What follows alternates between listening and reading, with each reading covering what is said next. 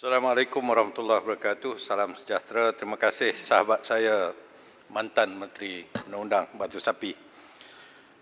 Tuan Yang Dipertua, sebagaimana yang kita maklum bahawa apabila kita menyebut menghina mahkamah ataupun dengan izin contempt of court, ianya merujuk kepada kesalahan-kesalahan terhadap pentadbiran keadilan, iaitu sama ada mahkamah ataupun hakim, dengan izin an offence against the administration of justice.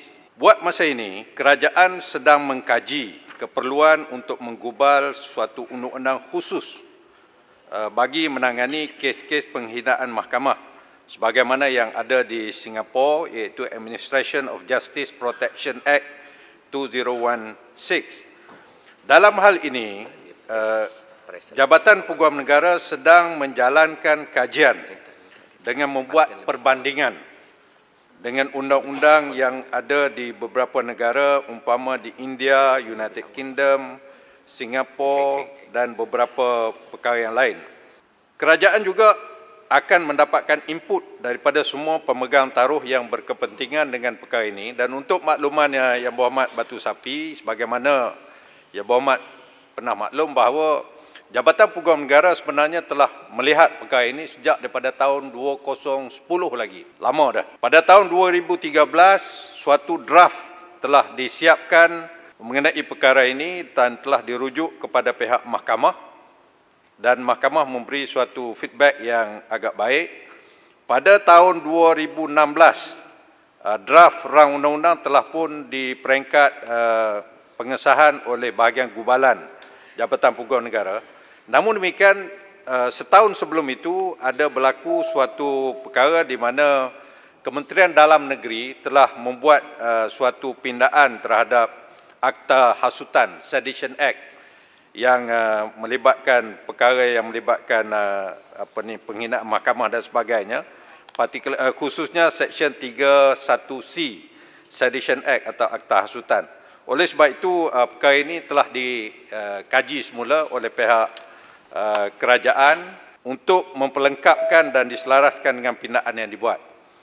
Buat masa ini, untuk makluman Dewan Yang Mulia ini, tidak ada undang-undang khusus di dalam negara kita ini bagi menangani kes penghinaan mahkamah, dan memandangkan tiadanya undang-undang ini, apa yang digunakan oleh mahkamah ialah prinsip common law ataupun common law principle, dan ianya juga sebagaimana yang diperuntukkan di bawah Akta Undang-Undang Sivil 1956, khususnya Seksyen 3. Di samping beberapa peruntukan lain, umpamanya perkara 126 Perlembagaan dan Seksyen 13 Akta Mahkamah Kehakiman 1964. Terima kasih. Terima kasih Menteri. Silakan soalan pertama, Batu Sapi, 30 saat. Perbuatan menghina mahkamah ini kita terlihat baru-baru ini menjadikan satu nomor baru dalam kerajaan Perikatan Nasional GPS ini, di mana kita dapat lihat ramai yang telah pun mengambil peranan dalam Twitter untuk mengatakan ini dan itu terhadap penghakiman mahkamah baru-baru ini mengenai seorang ahli parlimen.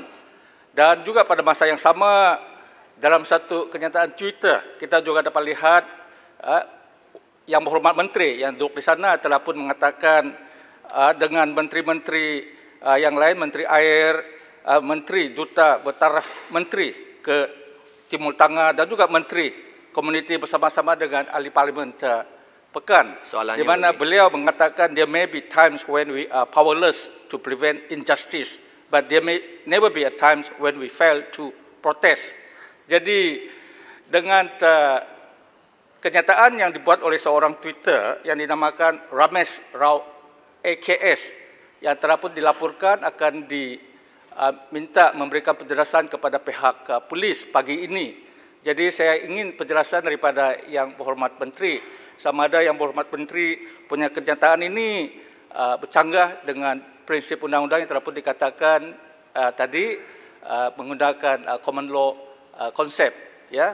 Dan juga penjelasan sama ada ini adakah satu double standard di mana aspek perundangan antara menteri undang-undang tersebut dengan individu.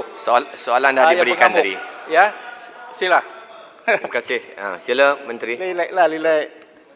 Terima kasih sahabat saya sekali lagi. Mungkin beliau merujuk kepada kunjungan saya dan beberapa pimpinan saya kepada Yang Berhormat Pekan, pada malam beliau telah dijatuhkan hukuman oleh mahkamah.